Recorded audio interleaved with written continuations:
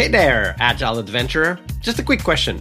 What if, for the price of a fancy coffee or half a pizza, you could unlock over 700 hours of the best Agile content on the planet? That's audio, video, e-courses, books, presentations, all that you can think of.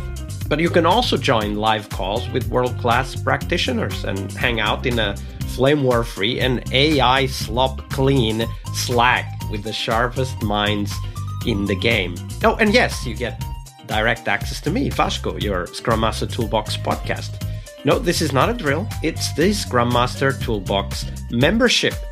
And it's your unfair advantage in the Agile world. So if you want to know more, go check out scrummastertoolbox.org/membership. That's scrummastertoolbox.org/membership. And check out all the goodies we have for you. Do it now. But if you're not doing it now, let's listen to the podcast.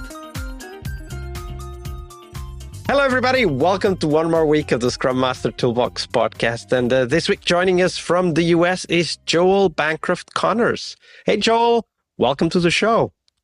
Thank you, Vasco. It is an honor to be here.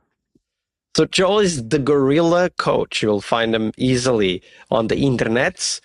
He's a certified Scrum trainer and Agile disruptor focused on sustainable value and effectiveness with a background in product, project, and coaching. Joel blends sharp insights with practical tools to help teams thrive. He's also a Miro power user and rocks curated classroom playlists. So check those out as well. The links will be in the show notes as usual. But Joel, that was a short intro. Tell us a little bit more about yourself and how did you end up becoming a Scrum Master? Thank you. So believe it or not, kicking and screaming the whole way. So a few weeks back, you had Chris Sims on. And so this story actually ties to Chris. So hi, Chris, if you're listening. It was 2009, and I was at a PMI networking breakfast in Belmont, California. And Ainsley Neese, the author of, co-author of Liftoff, Start and Sustain Successful Agile Teams, was the host for the PMI networking breakfast. And I knew Ainsley as this really great project manager. And she kicked off the networking breakfast. And then to her left was Chris Sims. And Chris Sims was visiting, was promoting his CST class, his CSM classes. And then everybody went around the room and was talking and introducing themselves as normal and talking about how they love Scrum or Agile or all these ideas. And then we got to me sitting to the right of Ainsley.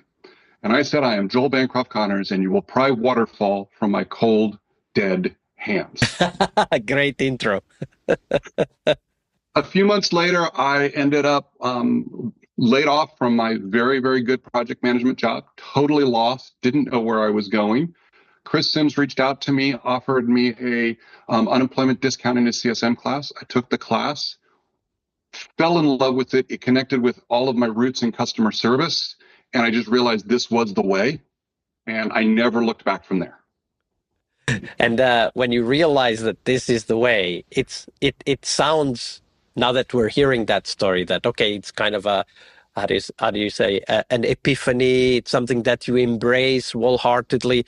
And maybe some do, but having gone through a similar transition from being a project manager to then thinking that, okay, project management was going in the wrong way, this is how you do it. It's not an easy transition, right? Like there are some strong feelings, maybe I could describe, in that transition, right? Oh, absolutely. If I hadn't been unemployed and looking for things that boost my resume, and I mean, I even told Chris afterwards, look, I came to this class for two reasons and two reasons only. Number one, to get CSM on my resume so I could get job interviews. And two, to prove this was all a load of bunk. I succeeded in getting CSM on my resume. That sounds very familiar. So, Joel, of course, that's the beginning of a long story. And here we are many years later. And we're looking back and thinking, wow, I really did learn a lot from my failures. And of course, we all got them. So let's share one of those, Joel, one that you particularly think really informs how you look at your role as a coach, Scrum Master, and also on your perspective on Agile today. Yeah. So as you said, mentioned in my intro, I'm really big on this concept of sustainable value. And one of my biggest failures was on track to be one of the best successes I think I'd ever had. I was working full time as an agile coach in the video advertising division of AOL, back when AOL still existed. And I came in and was working with these teams and then working with other agile coaches, and we were really working and we were getting a lot of success with the teams, and we were seeing some really great things. We were seeing higher productivity, we were seeing lower defect counts, we were seeing higher happiness and everything. And yet, despite all of the success with these teams, we absolutely utterly failed. And we failed for two reasons. Reason number one was we failed to communicate the value we were creating to leadership. They didn't see it, they didn't understand it. And so when times got tough and AOL had to make cuts, they saw these agile coaches like, well, they're not really doing anything. We can get rid of them. And because we failed to demonstrate our success, the teams lost their support. And eventually the teams started to degrade and fall off. And that whole organization didn't do as well afterwards. The other part of it was we also we were all so focused on getting the teams to do better, and we were doing great. The teams were doing better, but we had no idea whether or not the teams were actually delivering anything that actually meant anything. We didn't connect it to value of were we creating value or were we just getting stuff done. Yeah.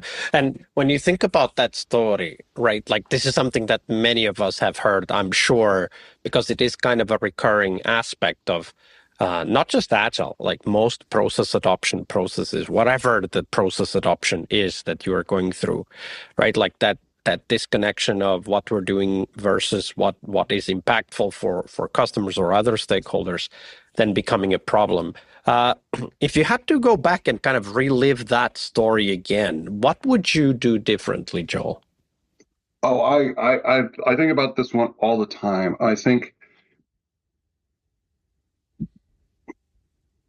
it's just some advice I got from one of my mentors, Bob Galen, the Agile Moose, and he talks about as Scrum Masters, as Agile coaches, we have to communicate our value. I was one of those very, very passionate Scrum Masters. Like, no, I don't need to communicate my value. My job should be in the background. The team success says it all. And the problem is that it's not clear sometimes what's happening in the background. And if you're not making it clear that you're involved and that you're making these differences and I did this and this helped the team. Yes, it is all about the team. However, you need to make it clear that you're there to help the team and help leadership to understand that. We should have been communicating to leadership much earlier about what specifically we were doing. And it wasn't just about the leaders saw that the teams were getting better. They didn't know what was causing this. And so that was the big failure, is not speaking up for my own value or speaking up for our So own value. let's make that very concrete. So you're in that situation again, or some other similar. Pick one. How would you phrase it? Like, who would you talk to? What topics would you bring up? How would you phrase the value that you are adding?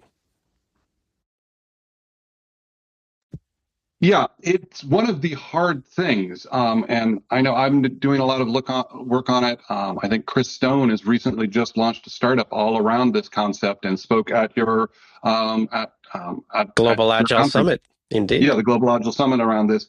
And so it's not an easy question, but I think part of it is you have to talk about what you do and you have to talk about it in clear behavioral terms, your work product, your actions. What did you do to help the team to be more successful? And it's a rough balance. And for a lot of us who really live into servant leadership, it's like, well, it sounds like I'm tooting my own horn. And it's like, well, yes, you have to make it clear how you are contributing. And so you have to make that clear to stakeholders. You have to have a better relationship with stakeholders and interact more with stakeholders. Instead of just bringing problems to them, you've got to talk to them about what is the process? What are we doing to work with the teams? And really, it's not about tooting your horn. It's more about just making yourself more visible. It's almost like the Scrum Master needs to be doing sprint reviews as well on the adoption of Scrum, not just the product owner on the adoption of the product. So I've been in that situation quite a few times and helped others survive through that transition of wanting to be the background leader to understanding that actually if nobody knows we're there, it's as if we were not, right? Like it's that old story of the tree that falls in the forest. If nobody's listening, did the tree really fall? And we need to accept that part of our work is to show what we can bring to the team. So one phrase that I very often use is, as the coach or the background person, right? I help others do what not even they thought was possible.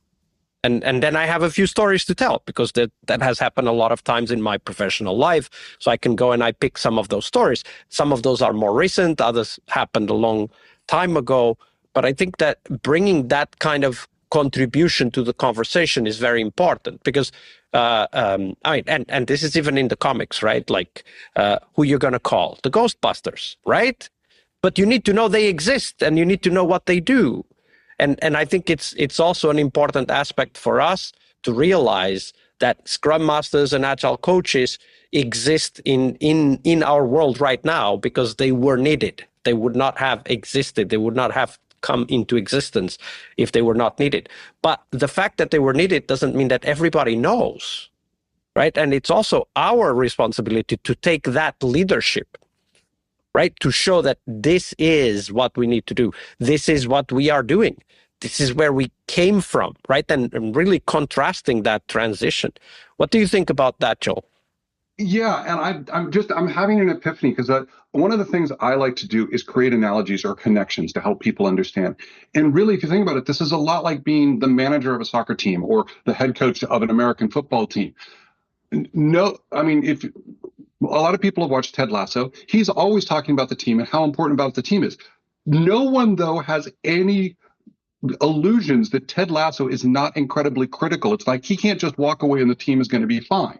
A Scrum Master needs to be like that team manager or team coach where it's like, yeah, the team did this all. I helped the team to be able to do that, though. And that's what I think we need to start thinking about as coaches and Scrum Masters is be like that team manager, be like Ted Lasso.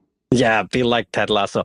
I love that series, by the way. I definitely recommend that. And now I'm very curious to hear your answer to the Thursday question. So everybody stay tuned. It's coming up in 3 days. I will hear it sooner than you will, but you will too. Joel, thank you very much. This has been a great conversation. It's a great way to start the week. Thank you, Vasco. All right, I hope you liked this episode. But before you hit next episode, here's the deal. This podcast is powered by people like you, the members who wanted more than just inspiration. They wanted real tools and real connection to people who are practicing Agile every day. We're talking access to over 700 hours of Agile Gold, CTO level strategy talks, summit keynotes, live workshops, e-courses, deep dive interviews, books, and if you're into No Estimates, we got the pioneers of No Estimates in those deep dive interviews as well. Agile business intelligence, creating product visions, coaching your product owner courses, you name it.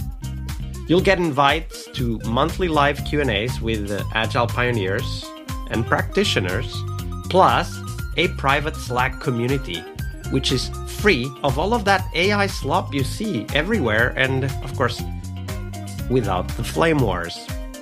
It's a community of practitioners that want to learn and thrive together. It's the best place to connect with community and learn together. So if this podcast has helped you before, imagine what you will get from this podcast membership. So head on over to scrummastertoolbox.org/membership and join the community that's shaping the future of Agile. And we have so much for you.